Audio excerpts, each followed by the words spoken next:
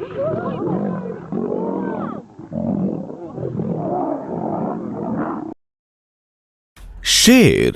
जंगल की दुनिया का बेताज बादशाह और दूसरी तरफ है टाइगर रफ्तार की दुनिया का बेताज बादशाह।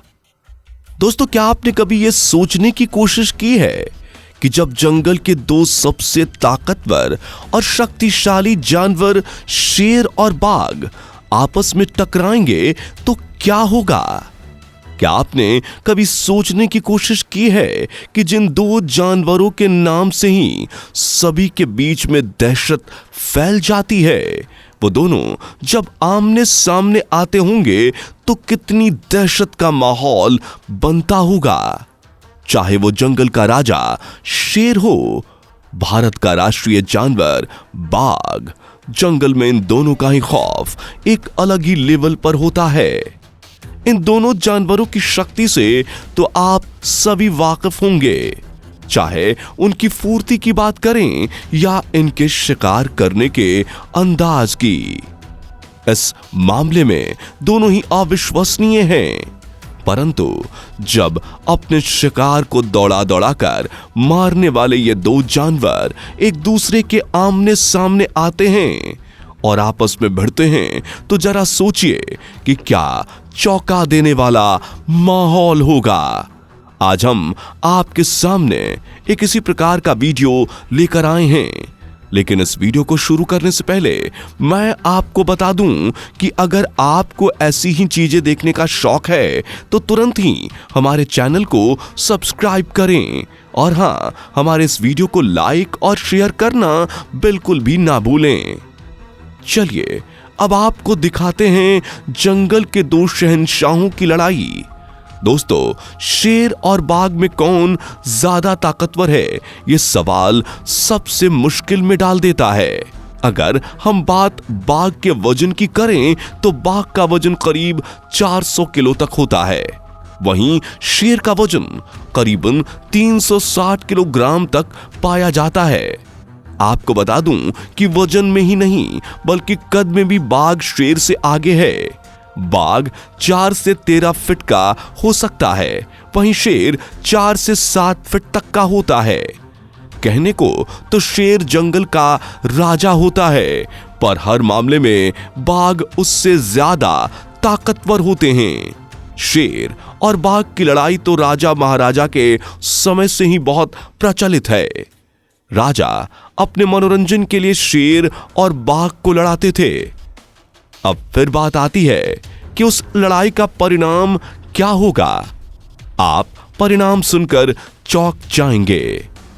जंगल का राजा बाघ के पंजों के सामने हल्का पड़ जाता है, पर हर बार ऐसा नहीं होता कि जंगल का राजा हार जाए।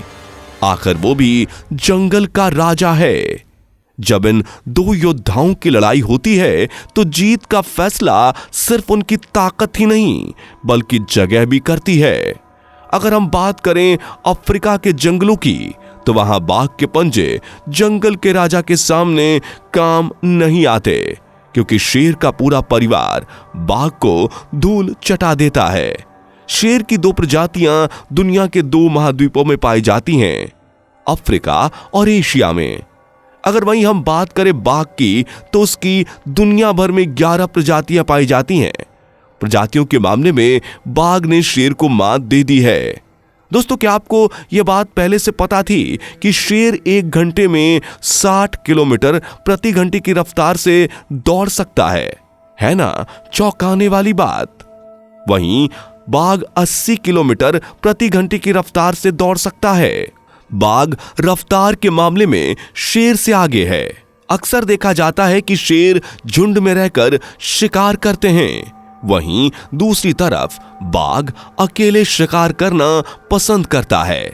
बाघ शेरों के मुकाबले ज्यादा चुस्त, फुर्तीले और उग्र होते हैं, जबकि शेरों के बारे में सोचा जाता है कि वो आलसी किस्म के होते हैं और तभी कुछ करते हैं जब उन्हें मजबूरी में कुछ करने की जरूरत पड़ती है। आपने कभी सोचने की कोशिश की है कि बाघ शेर से ज्यादा बेहतर है, फिर भी शेर को जंगल का राजा क्यों कहा जाता है?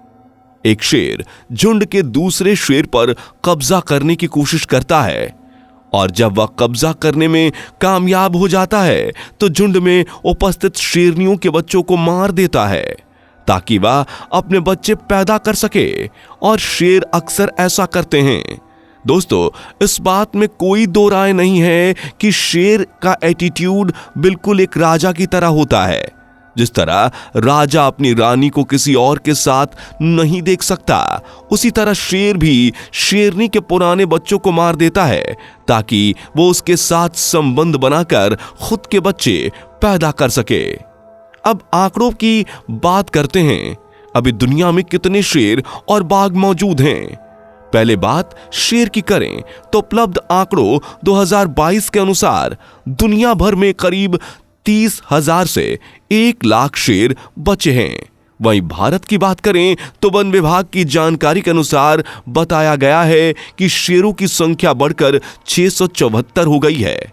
दोस्तों, इससे पहले क्या आपको पता था कि भारत में कितने शेर हैं? कमेंट करके जरूर बताइएगा।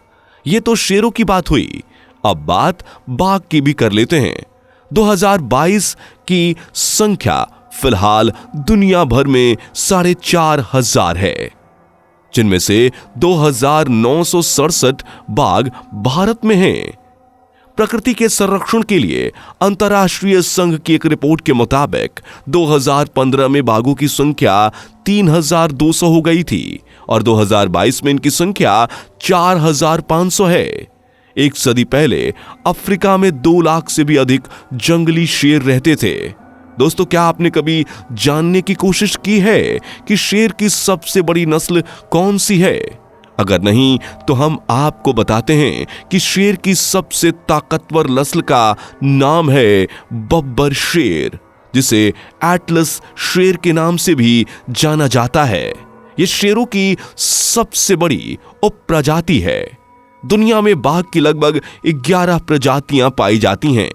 इसमें ट्रानियल और जापानी नामक 2 प्रजातियां प्रागैतिहासिक काल में ही विलुप्त हो गई थीं।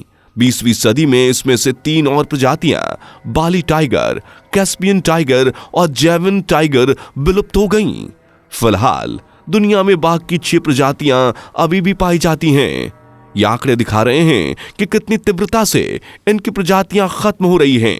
शेर, तेंदुआ और बाघ सभी प्रजाति पैंथरा की उपप्रजातियां हैं।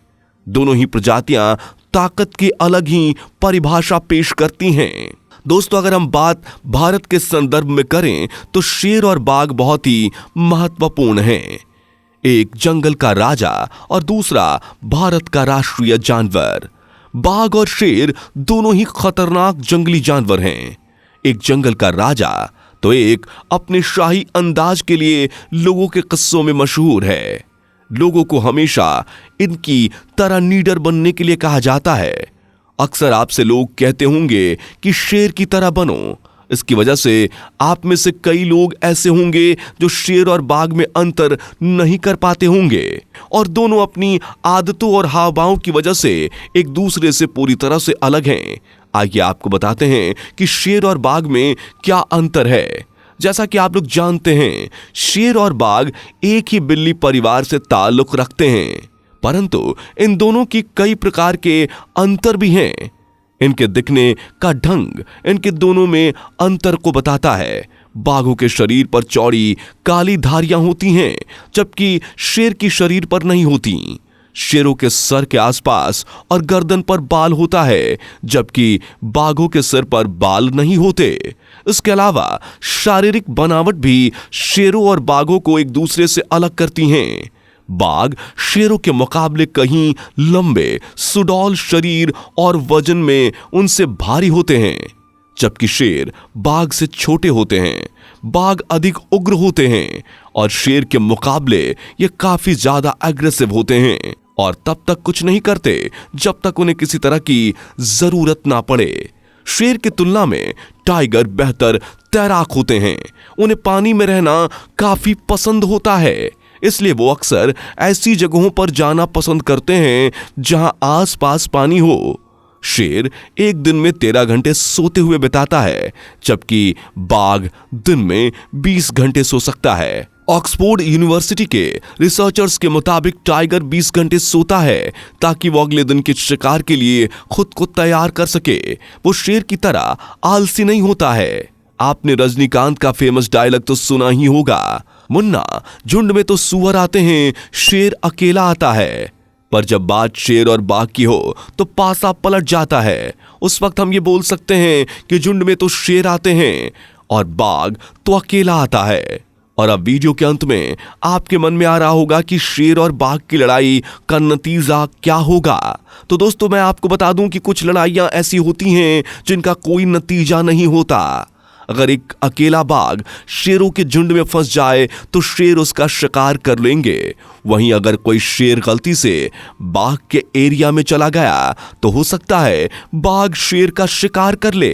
तो दोस्तों, आपको हमारी ये वीडियो कैसी लगी कमेंट में जरूर बताइएगा।